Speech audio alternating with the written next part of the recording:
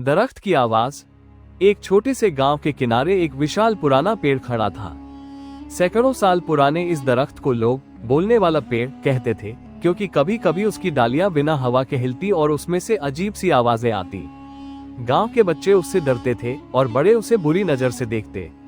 सबका मानना था कि यह पेड़ भूतों का घर है। मगर एक नन्ही सी लड़की मीना, जिसकी उम्र महज 8 साल थी, को इस पेड़ से कोई डर नहीं था। वो रोज स्कूल से लौटते समय इस पेड़ के नीचे बैठकर अपनी किताबें पढ़ती। एक दिन जब वो अपनी पसंदीदा कहानी की किताब पढ़ रही थी, तो अचानक उसे लगा जैसे पेड़ ने उसके नाम से पुकारा, मीना, मीना। डर के मारे उसकी किताब हाथ से छूट गई। फिर उसने देखा, पेड़ की जड़ों के पास से एक चमकती हुई चींटी निकली जिसके पंख थे। चींटी ने मीना से कहा, तुम अकेली हो जिसने कभी मेरी आवाज सुनी। मैं इस पेड़ की रूह हूँ। मीना ने हिचकिचाते हुए पूछा, लेकिन तुम एक चींटी हो ना? पेड़ तो इतना बड़ा है। चींटी हंसी, हम जादुई प्राणी अपना आकार बदल सकते हैं। असल में ये पेड़ हमारी दुनिया और तुम्हारी दुनिया के बीच का दरवाजा है। चींटी ने बताया कि बहुत पहले ये पेड़ अल्फा नाम के एक जादूगर ने लगाया था, जो प्रकृति और इंसानों के बीच संवाद चाहता था।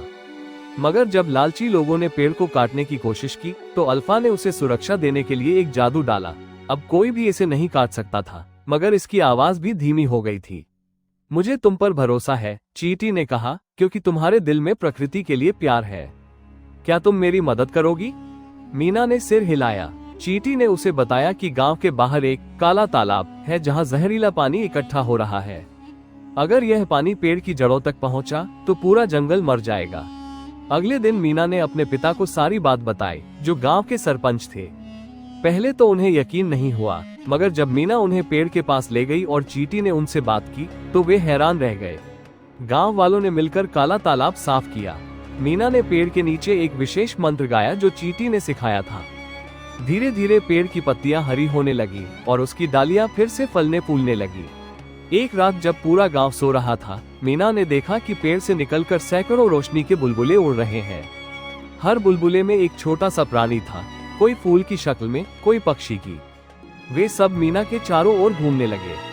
चींटी ने समझाया, ये प्रकृति के परी है। तुमने हमारी मदद की, अब हम तुम्हारे गांव की रक्षा करेंगे। अगली सुबह गांव वालों ने देखा कि पेड़ के आसपास नई नई जड़ी बूटियां उगाई हैं। बच्चे अब पेड़ से डरने की बजाय उसके नीचे खेलने लगे। स्कूल की शिक्षिका ने बच्चों को पेड़ के इतिहास के बारे में पढ़ाना शुरू किया। मीना अब रोज सुबह पेड़ के पास जाती और उससे बातें करती।